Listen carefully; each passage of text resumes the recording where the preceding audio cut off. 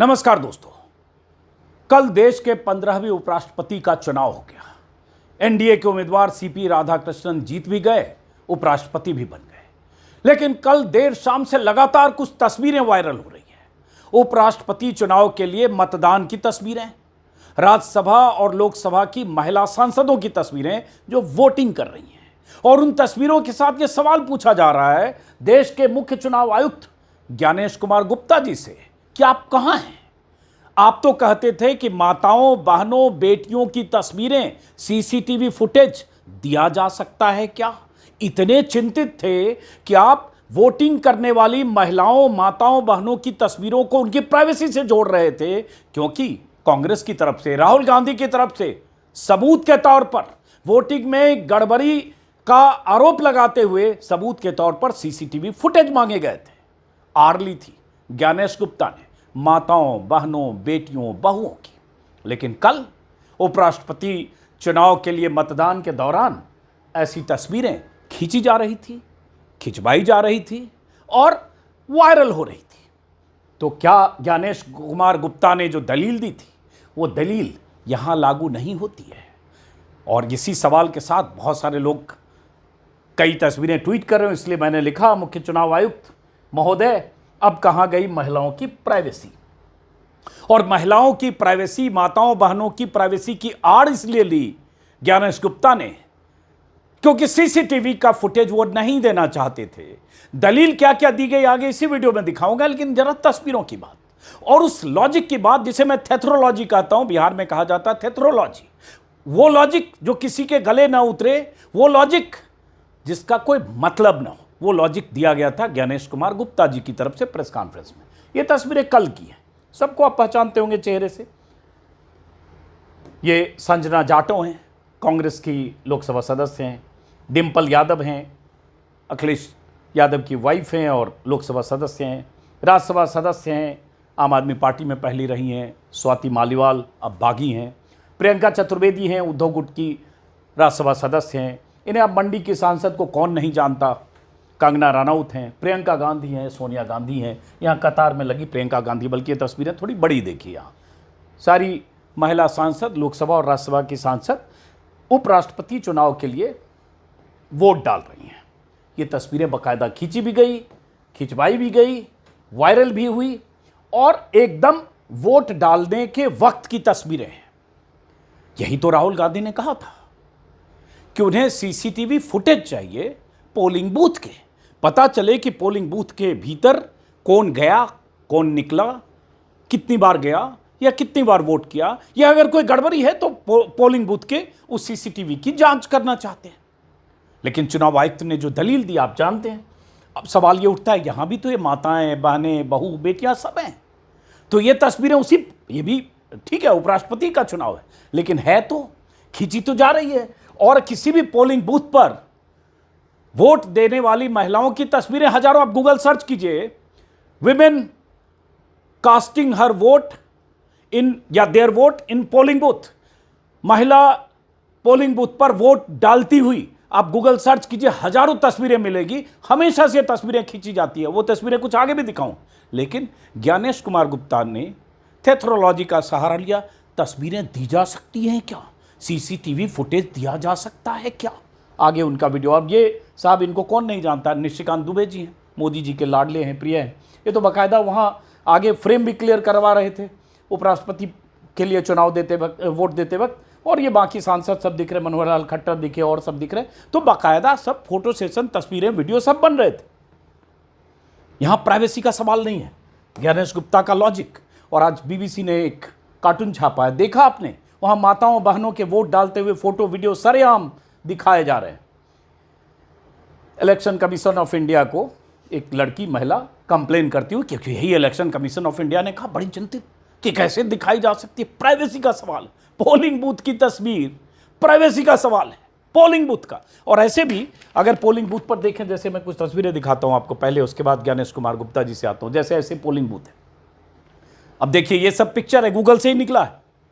ज्ञानेश कुमार गुप्ता ने क्या कहा, राहुल गांधी ने क्या कहा, ज्ञानेश कुमार गुप्ता के पूर्ववर्ती सीसी राजीव कुमार ने क्या कहा, आगे दिखाता हूं। ये देवेंद्र फडणवीस साहब महाराष्ट्र के मुख्यमंत्री, हालांकि ये चुनाव 21/10/2019 की वोटिंग का है, लेकिन वो है उनकी पत्नी। ऐसे ही बना होता है और इसके भीतर यहाँ वोट कास्ट होता है, वहाँ सीसीटीवी लगे होते हैं। इसमें कहाँ कौन सी प्राइवेसी कॉम्प्रोमाइज हो रही है ये नहीं पता चल रहा है। किस शख्स ने कहाँ ईवीएम का कौन सा बटन दबाया, सिर्फ पिक्चर और तस्वीर उसका वीडियो होता है एविडेंस के तौर पर, और 45 दिन तक रखा जाता है। ये चुनाव आयोग दलील दे रहा है कि 45 दिन के बाद हम डिस्ट्रॉय करते हैं। अगर सीसीटीवी फुटेज वहाँ लगा है और लगा होता है तो ऐसा तो हो नहीं सकता कि 45 दिन तक प्राइवेसी में दखलंदाजी नहीं है, 45 दिन के बाद प्राइवेसी में दखल है। ये कौन सा लॉजिक है भाई? अगर प्राइवेसी का ही सवाल है तो सीसीटीवी फुटेज पर करोड़ों रुपए खर्च होते हैं देश भर में, होने नहीं चाहिए। पहले दिन से प्राइवेसी का हनन है। तो ये दलील, अब ये तस्वीर देख रहे हैं, ये भी नवनीत राणा है, महाराष्ट्र में वोटिंग की तस्वीर है। और ये देखिए, ये सामने पोलिंग बूथ है, वहीं पर वोट करने के बाद वो दिखा रही हैं। ये फोगाट हैं, बबीता फोगाट, ये कर्नाटक बीजेपी की शोभा यहाँ भी वोट कर रही हैं। अब ये तस्वीरें बीजेपी लीडर की तस्वीरें हैं पोलिंग बूथ की, वोट डालते हुए, और ये आम पब्लिक की तस्वीरें हैं पोलिंग बूथ के पास। और ये तस्वीर खींची जाती है, खिंचाई जाती है इलेक्शन कमीशन के क्योंकि अंदर कोई आदमी ऐसे जाकर पिक्चर नहीं खींच सकता है, तो वहाँ अनुमति होती हो गई, सरकारी फोटोग्राफर होगा, इलेक्शन कमीशन का फोटोग्राफर होगा, इलेक्शन कमीशन की तरफ से ये तस्वीर जाती हो, जो भी है।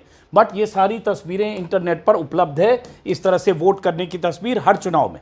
लेकिन ज्ञानेश कुमार गुप्ता जी का लॉजिक कि कैसे माताओं और बहनों की तस्वीरें, कैसे फुटेज दी जा सकती, सीसीटीवी फुटेज कैसे दिया जा सकता है, क्या कहा था और राहुल गांधी क्या कहते रहे, जरा पहले ज्ञानेश कुमार गुप्ता जी को सुनिए और क्यों लोग ये तस्वीरें दिखा रहे हैं। कई मतदाताओं की फोटो उनकी अनुमति के बिना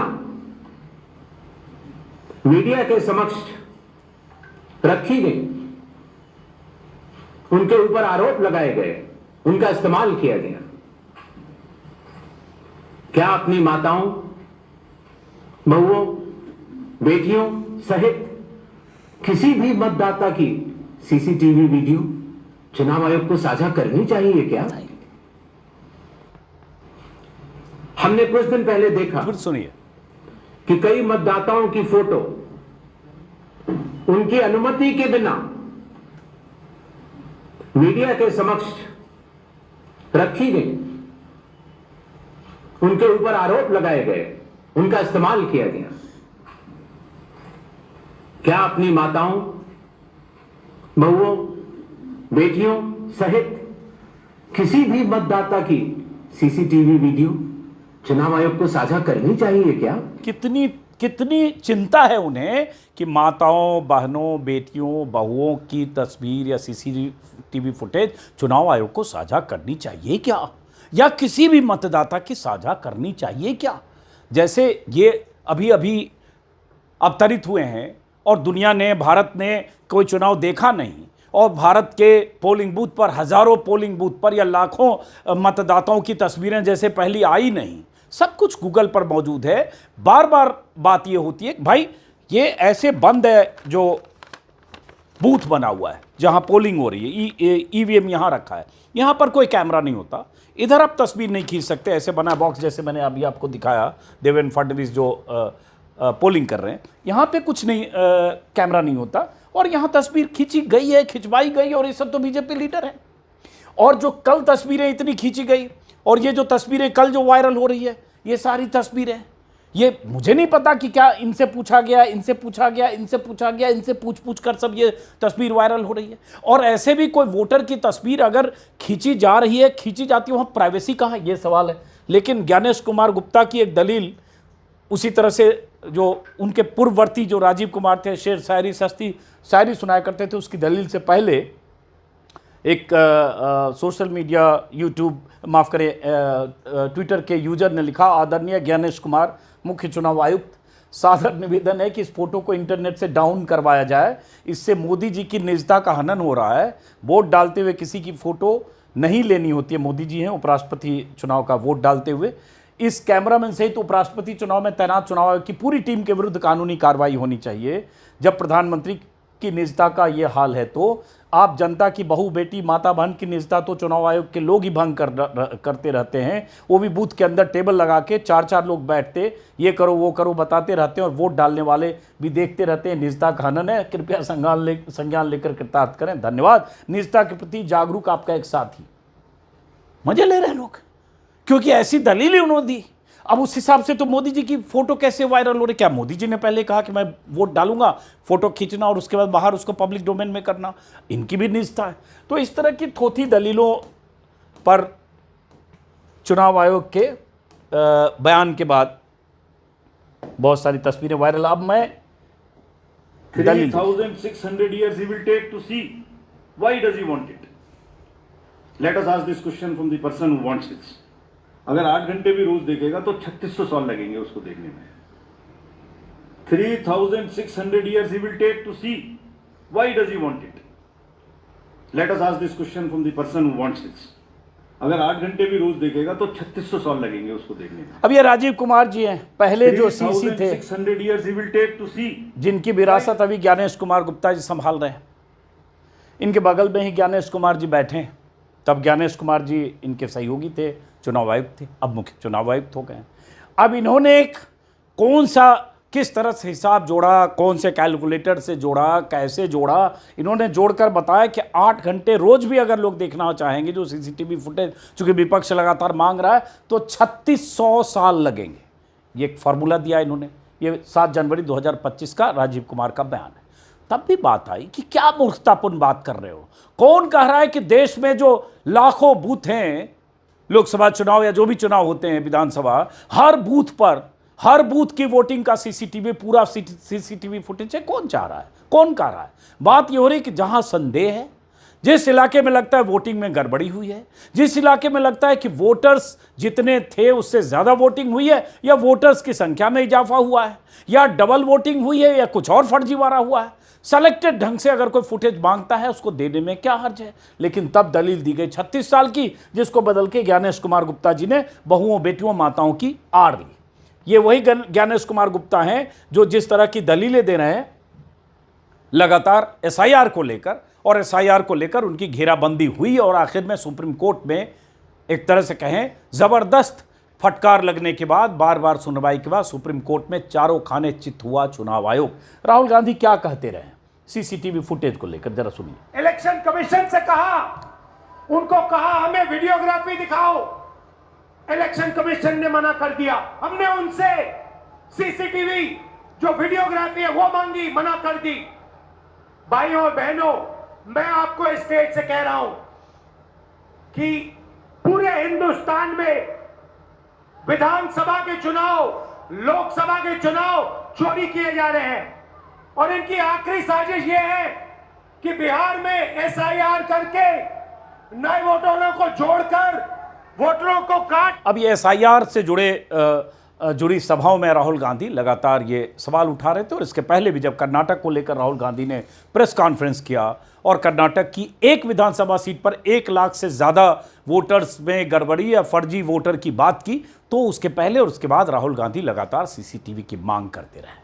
अब बात आती है कि उस मांग को लेकर और उसके बाद जो सवाल पूछे जा रहे हैं कि ज्ञानेश कुमार गुप्ता जी कहाँ हैं, एसआईआर में क्या हुआ आपको पता होगा। अपडेट फिर कर दें, परसों के वीडियो में मैंने आपको बताया था, योगेंद्र यादव जी से हमने बात की थी, जो एक याचिकाकर्ता है, जो बहुत सारे याचिकाकर्ता एसआईआर में जिस तरह से सुप्रीम कोर्ट आंकड़ों को छुपाने की कोशिश कर रहा था, या जिस तरह से सुप्रीम कोर्ट मनमाने ढंग से 11 दस्तावेजों के आधार पर बहुत सारे वोटर्स को चुनाव आयोग की तरफ से बनाई जा रही नई लिस्ट से बाहर करने का मंसूबा रहा होगा, जो आशंका थी, उन आशंकाओं को सुप्रीम कोर्ट के फैसले के बाद विराम लगा है, आदेश के बाद विराम लगा है। सुप्रीम कोर्ट ने परसों ऑर्डर दिया कि आपको आधार को 12वें डॉक्यूमेंट के तौर पर मानना पड़ेगा, और नतीजा ये हुआ कि कल यानी 9 तारीख को ये ऑर्डर है इलेक्शन कमीशन की तरफ से, इलेक्शन कमीशन ऑफ इंडिया की तरफ से, जो बिहार के चीफ इलेक्टोरल ऑफिसर को भेजा गया है, जिसमें लिखा हुआ है acceptance of Aadhaar as proof of identity during SIR,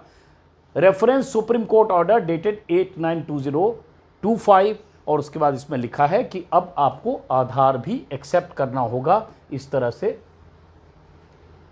supreme court के ऑर्डर के बाद चुनाव आयोग को झुकना पड़ा। एसआईआर को लेकर कितनी लुका छिपी चुनाव आयोग ने की, किस तरह से चुनाव आयोग ने लगातार सुप्रीम कोर्ट में दलीलें दी, किस तरह से चुनाव आयोग लगातार आधार को खारिज करता रहा। वो किसी सूरत में चुनाव आयोग नहीं चाहता था कि आधार को 12वें डॉक्यूमेंट के तौर पर माना जाए या आधार को वोटर लिस्ट में शामिल करने का आधार माना जाए। चुनाव आयोग की तमाम दलीलें 8 तारीखें पड़ी, 8 तारीखों में 3-3 घंटे तक बहसें हुई। बड़े बड़े दिग्गज वकील प्रशांत भूषण, कपिल सिब्बल, अभिषेक मनु सिंघवी, वृंदा ग्रोवर, तमाम दिग्गज, गोपाल शंकर नारायण, तमाम दिग्गज वकीलों की दलीलों के बाद आखिरकार चुनाव आयोग की दलीलों ने दम तोड़ा। और उसके बाद चुनाव आयोग का जो मंसूबा, पहली बार एक शिकस्त हुई जब 65 लाख लोगों का नाम किस वजह से कटा, विस्तार से उन्हें अपनी वेबसाइट पर पब्लिश करना पड़ा। और दूसरी बड़ी हार चुनाव आयोग की कि आधार को 12वें डॉक्यूमेंट के तौर पर सुप्रीम कोर्ट के आदेश के बाद चुनाव आयोग को मानने को मजबूर होना पड़ा। अब फाइनल बिहार में जो लिस्ट आनी है वो 30 सितंबर को फाइनल लिस्ट आएगी, तब पता चलेगा कि उसके बाद इस बीच चुनाव आयोग या उनके अधिकारियों ने, ईआरओ ने या जो जिला निर्वाचन अधिकारी ने क्या किया है, कितने लोग छूटे, क्यों छूटे, क्या सवाल है। लगातार जब तक फाइनल लिस्ट नहीं आती है तब तक वो सवाल आते रहेंगे और फाइनल लिस्ट आने के बाद भी अगर सवाल उठते हैं तो उन सवालों का जवाब हम तलाशने की कोशिश करेंगे। लेकिन फिलहाल सबसे बड़ा सवाल, कहाँ हैं ज्ञानेश कुमार गुप्ता जी। उस लॉजिक के साथ तो ये तस्वीरें नहीं आनी चाहिए, क्योंकि यहाँ भी प्राइवेसी का सवाल है। प्राइवेसी का सवाल, प्राइवेसी की आड़ में ज्ञानेश गुप्ता सीसीटीवी की न देने की दलील दे रहे हैं। और यही लगातार सवाल उठ रहा है कि 45 दिन तक अगर सीसीटीवी फुटेज रखना सही है, जो ज्ञानेश कुमार गुप्ता या चुनाव आयोग कहता है कि 45 डेज तक हम रखते हैं, तो फिर उसके बाद गलत कैसे है। अगर कोई प्राइवेसी में दखलंदाजी है, प्राइवेसी का हनन है, तो 45 दिन में भी है। बहरहाल इस वीडियो को यहीं ख़त्म करते हैं। ऐसी तस्वीरें लगातार सवालों के साथ सोशल मीडिया पर तैर रही हैं, लेकिन जाहिर है इसका जवाब ज्ञानेश गुप्ता को न देना है न देंगे, क्योंकि वो भी जानते हैं कि जो दलीलें उन्होंने दी उन दलीलों का कोई मतलब नहीं था, एक बहाना था, एक आड़ थी। फिलहाल नमस्कार।